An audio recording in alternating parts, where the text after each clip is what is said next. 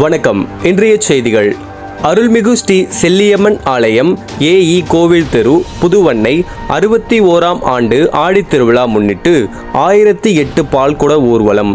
முன்னிலை MN கதிரேசன், 39வது வட்ட கழக செயலாளர் தேவி கதிரேசன் MC, 39வது வட்ட மாமன்ற உறுப்பினர் வரவேற்புரை லட்சுமணன், RK நகர் கிழக்கு பகுதி செயலாளர் ஜெபதாஸ் பாண்டியன், RK நகர் மேற்கு பகுதி செயலாளர் நேதாஜி கணேசன், 4வது மண்டல குழு தலைவர் RK நகர் பகுதி நிர்வாகிகள் என் அனிஃபா, RT ராஜா, K பாலு, பொன் இளவரசன், KP Satishkumar, Rajalakshmi, AT money, MN Ganesan, மா நாகராஜன், 40வது வட்ட கழக செயலாளர் குமரி நாகராஜன், 40வது வார்டு மாமன்ற உறுப்பினர் நான் கோதாண்டன், 40வது வட்ட கழக செயலாளர் தலைமை JJ எபினேசர் MLA, RK நகர் சட்டமன்ற உறுப்பினர் 1008 பால்குடம் ஊர்வலத்தை தொடங்கி வைப்பவர் RT சேகர் MLA, சென்னை வடக்கு மாவட்ட பொறுப்பாளர்.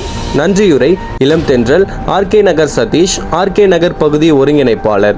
தகவல் தொழில்நுட்ப அணி அன்புடன் அழைத்து மகிழும் வெற்றி வீரன், சென்னை வடக்கு மாவட்ட அவைத்தலைவர். மற்றும் இந்நிகழ்ச்சியில் 1000 பேருக்கு அருண்சுவை உணவு வழங்கப்பட்டது.